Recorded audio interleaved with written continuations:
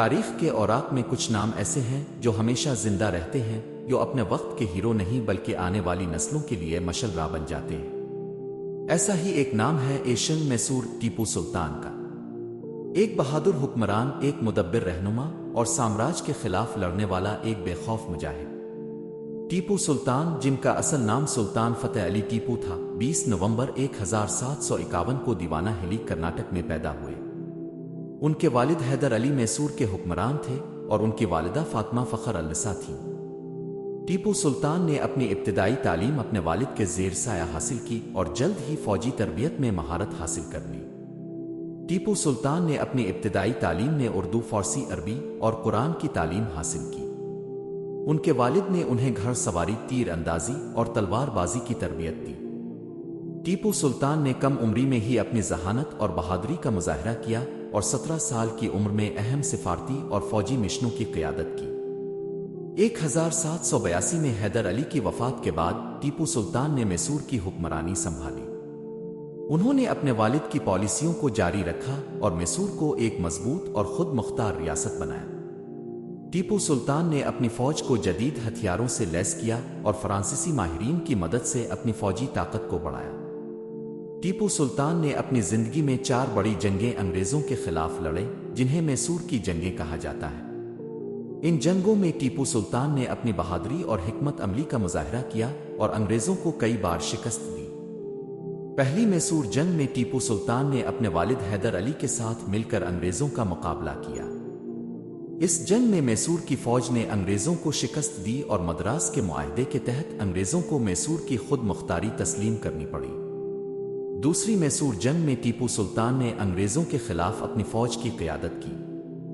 اس جنگ میں بھی ٹیپو سلطان نے انگریزوں کو شکست دی اور 1784 میں منگلور کے معاہدے کے تحت جنگ کا خاتمہ ہوا۔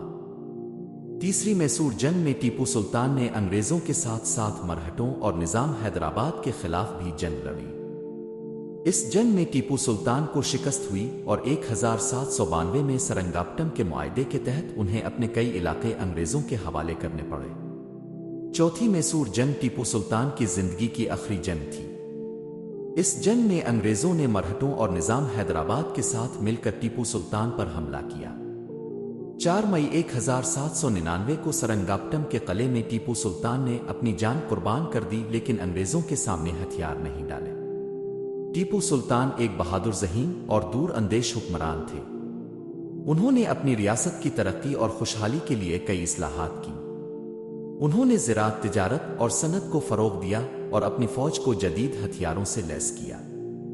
ٹیپو سلطان نے اپنی ریاست میں عدل و انصاف کا نظام قائم کیا اور عوام کی فلاح و بہبود کے لیے کئی اقدامات کیے۔ ٹیپو سلطان کی شہادت کے بعد بھی ان کی بہادری اور قربانی کی داستانیں لوگوں کے دلوں میں زندہ ہیں۔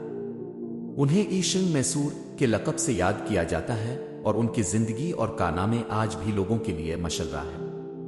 ٹیپو سلطان کی تلوار اور دیگر اشیاء آج بھی عجائب گھروں میں محفوظ ہیں اور ان کی یادگاریں میسور اور دیگر مقامات پر موجود ہیں۔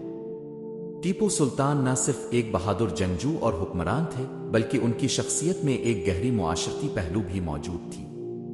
آئیے ان کی معاشرتی خدمات اور اصلاحات پر روشنی ڈالتے ہیں۔ ٹیپو سلطان نے اپنی ریاست میں معاشرتی انصاف اور فلاح و بہبود کے لیے کئی اقدامات کیے۔ ان کی حکمرانی کے دوران انہوں نے عوام کی زندگی کو بہتر بنانے کے لیے مختلف اصلاحات متعارف کروائیں۔ ٹیپو سلطان نے تعلیم کو بہت اہمیت دی اور اپنی ریاست میں مدارس اور تعلیمی ادارے قائم کیے۔ انہوں نے اسلامی تعلیم کے ساتھ ساتھ سائنسی اور فنی تعلیم کو بھی فروغ دیا۔ ان کے دور میں کئی تعلیمی ادارے قائم ہوئے جہاں بچوں کو مفت تعلیم فراہم کی جاتی تھی۔ ٹیپو سلطان نے زراعت اور تجارت کو فروغ دینے کے لیے کئی اقدامات کیے۔ انہوں نے کسانوں کو جدید زرعی تکنیکوں سے روشناس کروایا اور انہیں مالی امداد فراہم کی۔ اس کے علاوہ انہوں نے اپنی ریاست میں تجارتی راستے اور بازار قائم کیے تاکہ تجارت کو فروغ ملے اور عوام کی معاشی حالت بہتر ہو۔ ٹیپو سلطان نے اپنی ریاست میں عدل و انصاف کا نظام قائم کیا۔ انہوں نے قاضیوں اور ججوں کی تقرری کی اور عوام کو انصاف فراہم کرنے کے لیے عدالتیں قائم کیں۔ ان کے دور میں عدل و انصاف کے نظام کو مضبوط بنایا گیا اور عوام کو ان کے حقوق دلانے کے لیے ہر ممکن کوشش کی گئی۔ ٹیپو سلطان نے عوام کی فلاح و بہبود کے لیے کئی اقدامات کیے۔ انہوں نے ہسپتال، سڑکیں، پل اور پانی کی فراہمی کے نظام کو بہتر بنایا۔ ان کے دور میں عوام کو صحت کی سہولیات فراہم کی گئیں اور عوامی خدمات کو بہتر بنایا گیا۔ ٹیپو سلطان نے اپنی ریاست میں مذہبی رواداری کو فروغ دیا۔ انہوں نے مختلف مذاہب کے لوگوں کو اپنے دربار میں شامل کیا اور ان کے حقوق کا تحفظ کیا۔ ان کے دور میں ہندو، مسلمان اور دیگر مذاہب کے لوگ امن و امان کے ساتھ رہتے تھے۔ ٹیپو سلطان کی معاشرتی خدمات اور اصلاحات ان کی شخصیت کا ایک اہم پہلو ہے۔ انہوں نے اپنی ریاست کی ترقی اور عوام کی فلاح و بہبود کے لیے کئی اقدامات کیے اور ایک مثالی حکمران کے طور پر اپنی شناخت بنائی۔ ان کی زندگی کی داستان ہمیں یہ سبق دیتی ہے کہ ایک حکمران کو نہ صرف بہادر اور ذہین ہونا چاہیے بلکہ عوام کی خدمت اور ان کی فلاح و بہبود کے لیے بھی کام کرنا چاہیے۔ ٹیپو سلطان کی زندگی کی داستان ہمیں یہ سبق دیتی ہے کہ ظلم و جبر کے خلاف ڈٹ کر مقابلہ کرنا چاہیے اور اپنی آزادی اور خود مختاری کی حفاظت کے لیے ہر ممکن کوشش کرنی چاہیے۔ ٹیپو سلطان کی بہادری، حکمت عملی اور قربانی کی داستانیں ہمیشہ یاد رکھی جائیں گی اور آنے والی نسلوں کے لیے مشل راہ بنیں گی۔